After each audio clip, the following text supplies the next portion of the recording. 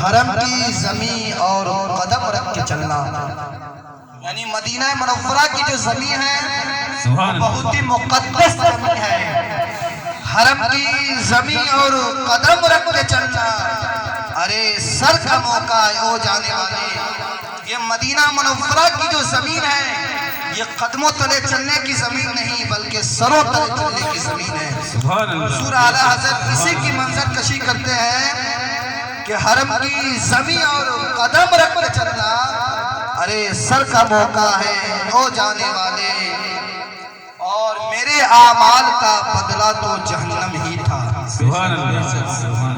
میرے اعمال کا بدلہ تو جہنم ہی تھا، ارے میں تو جاتا لیکن میرے سرکار نے جانے نہ دیا۔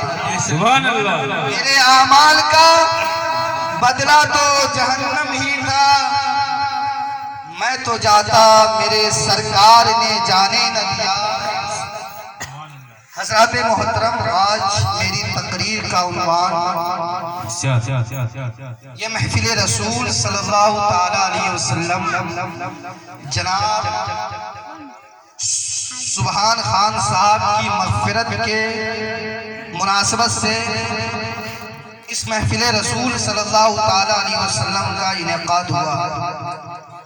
رب تبارک و تعالیٰ کی بارگاہ میں دعا ہوا کہ جناب مرحوم و مغفور سبحان خان صاحب، ان کے بھائی جناب مرحوم و مغفور عبد الرحمن صاحب، ان کے تیسرے بھائی جناب مرحوم مغفور چھوٹو خان صاحب، اللہ اس محفل کی برکت سے ان سبوں کی مغفرت فرمائے، آمین۔ ان کے تمام گناہ صغائر گناہ کبائر کو معاف فرمائے، آمین۔ ان کی قبر پہ رحمت و نور کی بارش فرمائے۔ حضرات محترم، آج میری تقریر کا عنوان ہے موت کی محفل ہے، تو ظاہر سی بات ہے ایک دو باتیں موت کے تعلق سے ہوگی۔ اصل میں میری تقریر کا جو موضوع ہے وہ توبہ کی فضیلت۔ توبہ کسے کہتے ہیں، توبہ کرنے سے کیا ہوتا ہے، اس کی فضیلت۔ آئیے اس پر کچھ لفظ گشائی کروں، اس سے بیشتر ہمارا عقیدت و محبت میں جھوم کر گنبد خضرا کو نگاہوں میں بسا کر اپنے دل کو مدینہ کا آئینہ بنا کر غریبوں کے غم گسار، طٰہٰ و یاسین، مزمل و مدثر، ہم گناہ گاروں کی شفاعت کرنے والے آقا، جن کے لیے رب کائنات نے ساری کائنات کو وجود بخشا۔ اگر حضور علیہ السلام کو پیدا کرنا مقصد نہ ہوتا، نہ تو زمین بناتا، نہ تو آسمان بناتا، نہ تو چاند بناتا، نہ تو سورج بناتا۔ غرض کے رب تبارک و تعالیٰ فرماتا ہے کہ اگر حضور کو پیدا کرنا مقصد نہ ہوتا تو حتیٰ کہ میں اپنے رب ہونے کو بھی ظاہر نہیں کرتا۔ آئیے اسی نبی کی بارگاہ میں سلام محبت پیش کرتے ہیں، پڑھے درود پاک، اللہم صلی علی سیدنا شفیعنا مولانا محمد بارک وسلم، صلاۃ و سلام علیک یا رسول اللہ صلی اللہ تعالیٰ علیہ وسلم۔ سنتے ہیں کہ محشر میں صرف ان کی رسائی ہے، ان کی چلتی ہے محشر میں حضور علیہ السلام کی۔ سنتے ہیں کہ محشر میں صرف ان کی رسائی ہے، گر ان کی رسائی ہے لو جب تو بنائی ہے۔ اگر حضور کی یقیناً رسائی ہے تو پھر تو اپنا بیڑا پار ہے، گر ان کی رسائی ہے لو جب تو بنائی ہے، اور میرے گر ان کی رسائی ہے لو جب تو بنائی ہے۔ حضرات محترم، خطبہ مسنونہ کے بعد میں نے جس آیت کریمہ کی تلاوت کرنے کا شرف حاصل کیا، رب تبارک و تعالیٰ قرآن مقدس میں ارشاد فرماتا ہے،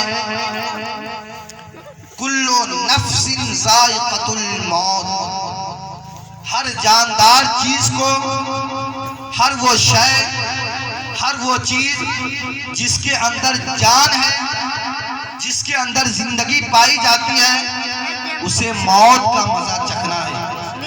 حضرات محترم، یہ جو موت آتی ہے یہ انسان کے ساتھ ہمیشہ برقرار نہیں رہتی۔ جس طرح فرض کر لیں، جس طرح ہم سیب کھاتے ہیں تو وہ ایک مزہ ہے، اس کے بعد ہم انار کھائیں گے تو سیب کا مزہ ختم ہو جائے گا۔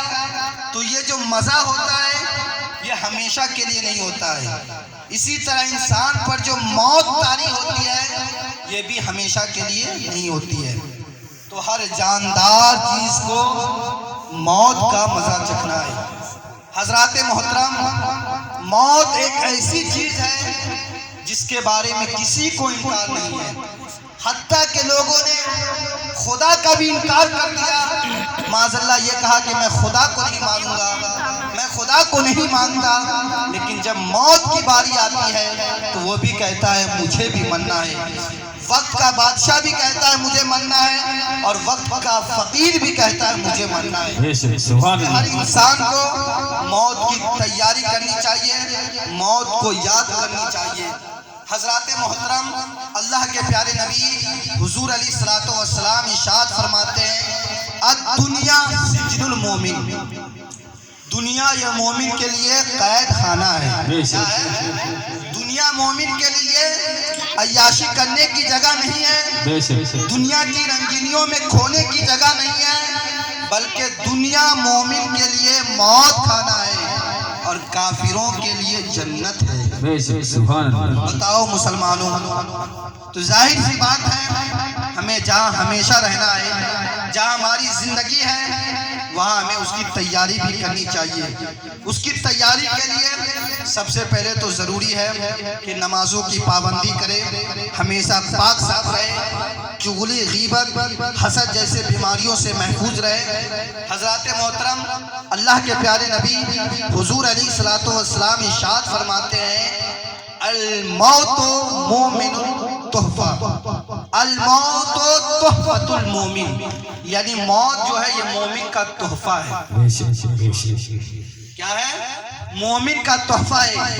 اور موت سے سب سے بڑا فائدہ مسلمانوں کو یہ ہوتا ہے کہ مرنے کے بعد حضور کا دیدار بھی نصیب ہوتا ہے۔ اس لیے تو شاعر کہتے ہیں جان تو جاتے ہی جائے گی قیامت یہ ہے، مرنا تو ہی ہے، جان تو جاتے ہی جائے گی قیامت یہ ہے، ارے یہاں مرنے پر ٹھہرا ہے نظارہ تیرا۔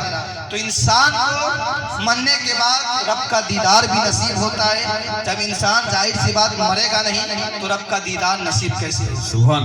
اور حضرات محترم، یہ احسال ثواب کی محفل جو رچائی گئی ہے، میں ان کے تینوں بھائی کے اولاد سے اتنا گزارش کروں گا کہ حدیث کی کتابوں میں آتا ہے، روایتوں میں آتا ہے کہ جمعرات کے دن بندوں کے اعمال، ہفتہ بھر کے جتنے اعمال ہوتے ہیں وہ رب کی بارگاہ میں پیش کیے جاتے ہیں جمعرات کے دن۔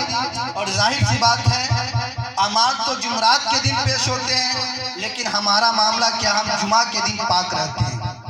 ہمارا اعمال رب کی بارگاہ میں اس حالت میں پیش ہو رہا ہے، اللہ اکبر، کہ ہم ناپاکی کی حالت میں رب کے بارگاہ میں ہمارا اعمال پیش ہو رہا ہے۔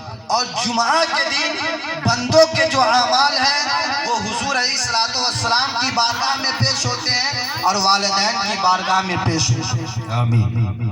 جمعہ کے دن کیا حضور علیہ الصلوۃ والسلام کی بارگاہ میں پیش ہوتے ہیں اور والدین کی بارگاہ میں پیش ہوتے ہیں۔ جن کی اولادیں ہفتہ بھر نیک کام کی ہے، نیک کام کا مطلب یہ نہیں ہے 24 گھنٹہ نماز پڑھائے، نیک کام کا مطلب یہ ہے انہوں نے حرام خوری سے بچا ہے، وہ ہمیشہ شریعت کے مطابق زندگی گزارے ہیں، وہ زنا کے اڈے پہ جا کے زنا کو آباد نہیں کیا ہے، کسی کی طرف غلط نگاہی نہیں کی ہے۔ تو جب یہ اعمال پیش ہوتے ہیں، والدین کی بارگاہ میں پیش ہوتے ہیں، تو والدین کی روح خوشی سے مچل جاتی ہے۔ کہ میں تو یہ سمجھتا ہوں یہ محفل سے بھی زیادہ ان کے والدین اس چیز سے خوش ہوتے ہوں گے جن کے لڑکے ہفتے بھر اچھے کام کرتے ہو، پاک صاف ہوتا ہو اور جمعہ کی نماز پڑھنے کے لیے جاتا ہو اور امام صاحب کہتے ہو یا اللہ ہماری بھی مغفرت فرما، ہمارے والدین کی بھی مغفرت فرما دے، ان کی اولاد آمین کہتی ہو، رب تبارک و تعالیٰ ان کی دعا کو قبول کر لیتی ہے۔ آمین۔ کیا جمعہ کے دن حضور علیہ السلام کی بارگاہ میں پیش ہوتے ہیں اور والدین کی بارگاہ میں پیش ہوتے ہیں۔ آمین۔ اور میں تقریر کے دوسرے موضوع پر جاتا ہوں۔ حضرات محترم، خطبہ مسنونہ کے بعد میں نے جس آیت کریمہ کی تلاوت کرنے کا شرف حاصل کیا، اس آیت کریمہ میں اللہ تبارک و تعالیٰ نے، میں اس آیت کریمہ کی تلاوت اس لیے کیا جس خالق کائنات نے لفظ کن سے کائنات کی تخلیق فرمائی، اس میں کم و بیش 20,000 عالم کو مارج وجود میں لایا، ہر عالم میں اپنی مخلوق کو بسایا۔ صرف یہی ایک عالم نہیں ہے، ایک یہی دنیا نہیں ہے، بلکہ اللہ تبارک و تعالیٰ نے 20,000 دنیا کو پیدا کیا ہے، 20,000 عالم کو پیدا کیا ہے، جس میں اس کی دیگر مخلوق رہتی ہے، اس میں دیگر جو اس نے پیدا کیا اس میں مخلوق رہتی ہے، اس کی پاکی بیان کرتی ہے، اس کی تسبیح و تحلیل بیان کرتی ہے، جیسا کہ خود رب تبارک و تعالیٰ قرآن مقدس میں ارشاد فرماتا ہے جو یسبح للہ ما فی السماوات و ما فی الارض، دنیا کی ہر ایک شے، دنیا کی ہر ایک چیز رب تبارک و تعالیٰ کی پاکی بیان کرتی ہے، رب تبارک و تعالیٰ کی تسبیح بیان کرتی ہے۔ لیکن بڑے افسوس کے ساتھ یہ کہنا پڑ رہا ہے، آج بڑے افسوس کے ساتھ یہ کہنا پڑ رہا ہے، بڑے افسوس کے ساتھ یہ کہنا پڑ رہا ہے کہ اللہ اکبر، جس خالق کائنات نے انسان کو سب سے اعلیٰ بنایا، جس خالق کائنات نے انسان کو سب سے اعلیٰ رتبہ سے نوازا، جس خالق کائنات نے انسان کو معزز بنایا اور قرآن مقدس میں ارشاد فرمایا وَمَا خَلَقْتُ الْجِنَّ وَالْإِنسَ إِلَّا لِيَعْبُدُونِ، میں نے انسان اور جنات کو اپنی عبادت کے لیے پیدا کیا۔